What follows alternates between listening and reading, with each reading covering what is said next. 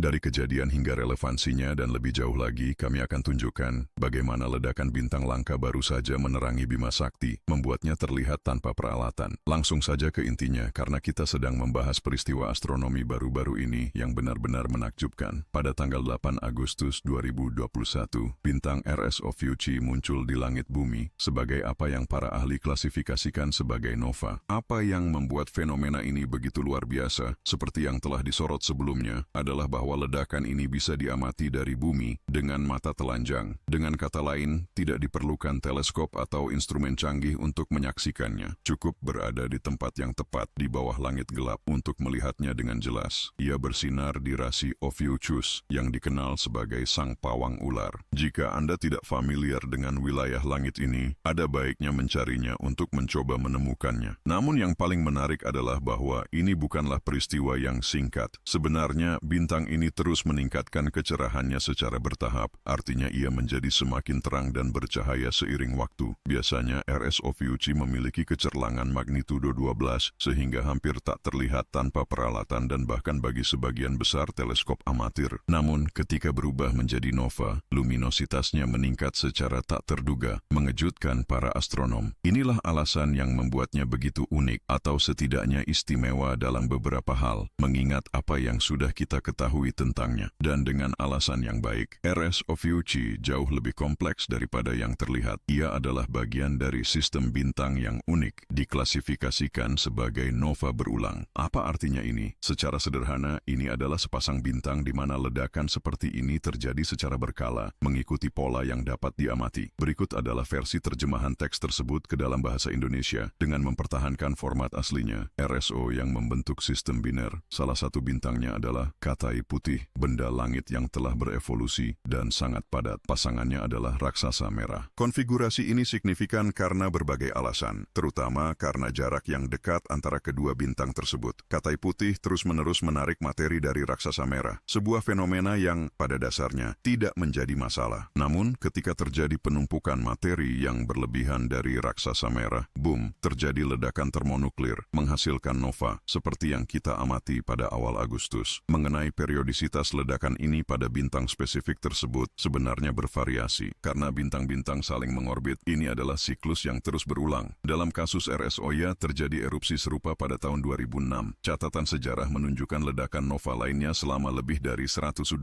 tahun. Oleh karena itu, ya, peristiwa ini terjadi secara teratur. Hal ini mengingatkan kita pada sistem yang dimaksud, karena meskipun ada banyak sistem galaktik dan kosmik tempat nova terjadi, umumnya mereka tidak mengikuti pola yang sering atau dapat diprediksi. Sistem RSO Fuji benar-benar luar biasa dalam hal ini, karena memungkinkan kita untuk hampir menghitung dengan presisi interval antara ledakan nova. Dengan demikian, prediksi temporal dapat dibuat. Menurut perhitungan kami, erupsi berikutnya dari Katai Putih diperkirakan akan terjadi pada tahun 2036. Masih cukup lama, tetapi banyak yang akan memiliki kesempatan untuk menyaksikan fenomena tersebut seperti yang baru saja kita alami. Sebelum kita melanjutkan pembahasan tentang bintang dan nova di kosmos, ingatlah untuk menilai video ini, positif atau negatif, untuk membantu kami meningkatkan konten kami untuk Anda, penonton kami. Jangan lupa juga untuk berlangganan, agar tidak ketinggalan semua postingan baru kami. Kembali ke topik kita, Anda mungkin sudah tidak sabar untuk mengamati bintang baru ini secara langsung, tetapi seperti yang telah disebutkan sebelumnya, Anda mungkin tidak tahu lokasi pastinya, dan disinilah kami dapat membantu. Rasi bintang Cus saat ini terlihat di langit selatan setelah senja. Posisinya berada di atas rasi bintang Sagittarius yang terkenal, dengan siluetnya yang menyerupai tekote yang muncul lebih dekat ke garis cakrawala. Dengan menarik garis imajiner dari ceruk teko dan melintasi jalur keputihan Bima Sakti, Anda akan mencapai tepat area langit tempat RSAki berada. Di Fucus, bintang dengan magnitudo terbesar adalah Olhag, dekat puncak rasi, sementara yang kedua paling terang adalah Sik, terletak di bagian bawah. RSAki berada hampir di tengah antara kedua bintang ini, tetapi sedikit bergeser ke sisi kiri, timur. Jika Anda kesulitan mengidentifikasinya, ketahuilah bahwa banyak pengamat telah merekam gambarnya selama kemunculannya di langit. Berikut beberapa kesaksian antusias dari astronom amatir yang telah melihatnya. Rekaman malam menunjukkan erupsi baru dari nova favorit saya, RS Faki, terdeteksi baik dalam spektrum optik maupun sinar gamma. Letusan terakhirnya terjadi pada 2006 dan sebelumnya pada 1945. Dan laporan ini ini, yang bahkan menjadi topik tesis doktoral saya. Kemunculan nova berulang RS-Aki yang spektakuler dalam tangkapan asas SN kami setelah peristiwa erupsinya. Tepat 2 malam yang lalu, bintang variabel RS-Aki di rasi Fucus mengalami erupsi. Meskipun terletak 5.000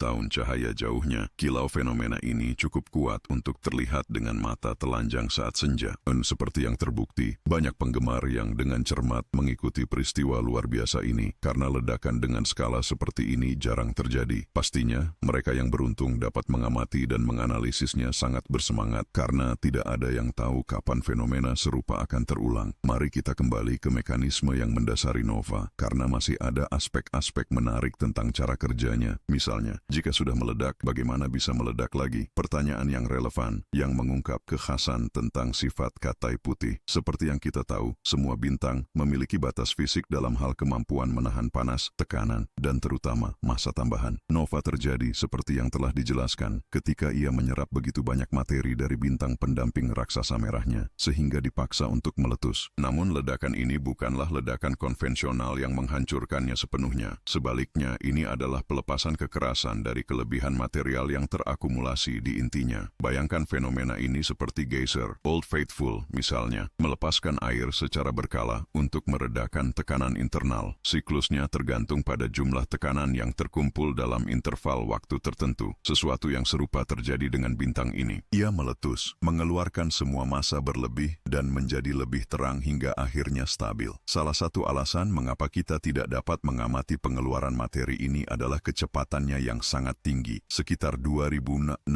km per detik. Ini adalah gerakan yang luar biasa cepat. Teleskop Fermi Gamma Ray mencatat emisi sinar gamma pada saat dan lokasi yang tepat dari nova, membuktikan terjadinya letusan. Bukti lagi bahwa sistem ini telah dipantau selama ini dan peristiwa itu tidak luput dari perhatian. Namun, ada aspek krusial dalam ledakan ini. Meskipun ia berhasil melepaskan tekanan dengan cara ini seiring waktu, ada ambang kritis yang tidak boleh terlampaui. Dikenal sebagai batas suci chandra, jika dilampaui, bintang tidak akan menjadi nova, melainkan supernova. Bagi yang memahami implikasinya, ini sangat signifikan. Bagi yang tidak tahu, artinya bintang itu tidak hanya akan meledak ringan, masanya terkonsentrasi. Pada kenyataannya, ia akan meledak dengan kekuatan bintang yang mampu menyapu segala sesuatu di hadapannya, membebaskan Anda dari kekhawatiran akan siklusnya, karena raksasa merah itu akan lenyap. Benda-benda langit ini termasuk yang paling mengesankan yang pernah diamati dari kejauhan, setidaknya oleh umat manusia, membuat banyak orang merenung. Adapun kapan hal ini akan terjadi pada bintang khusus ini, tampaknya bukanlah urgensi, meskipun situasinya bisa berubah seiring waktu. Ketika peristiwa itu terjadi, pola berulang nova akan berubah, meskipun sejauh mana perubahan itu tetap tidak pasti saat ini. Secara umum, supernova merupakan fenomena yang ingin dianalisis oleh para peneliti kapanpun memungkinkan, tepat karena fenomena ini langka, faktor krusial ketika kita membahas yang diketahui dan yang belum diketahui, yang terus kita selidiki. Meskipun komunitas astronomi menyatakan bahwa ratusan supernova mungkin muncul setiap tahun, itu tidak menjamin mereka terlihat. Mereka harus berada di galaksi tertentu, seperti Bima Sakti kita. Namun, dengan menyelidikinya, kita dapat mengeksplorasi aspek-aspek seperti jarak kosmik yang pengukurannya lebih kompleks daripada yang banyak orang duga, serta dampak yang ditimbulkannya di sekitarnya. Poin relevan lain adalah bahwa selama supernova, bintang yang runtuh dan benda langit di sekitarnya melepaskan ke ruang angkasa baik fondasi bagi bintang-bintang baru maupun berbagai unsur kimia. Para ilmuwan berdedikasi untuk mengikuti proses-proses ini guna memahami apa yang diwariskan oleh kosmos setelah peristiwa-peristiwa transformatif semacam itu. Oleh karena itu, jika RSO FKI mengalami hal ini, lokasinya yang istimewa di langit kita tidak hanya memungkinkan pengamatannya, tetapi juga studi mendalam. Namun, saya ulangi, sungguh tidak ada cara untuk memprediksi kapan ia akan runtuh, menjadi supernova atau bahkan mencapai tahap itu. Dengan demikian, itulah yang kita harapkan. Ketika kita berbicara tentang RSLV, Yuki, satu aspek yang tidak boleh dilupakan adalah bahwa sekarang kita memiliki kesempatan untuk mempelajari lebih banyak tentang nova ini dibandingkan yang mungkin dilakukan pada tahun 2006. Lagi pula, sudah 15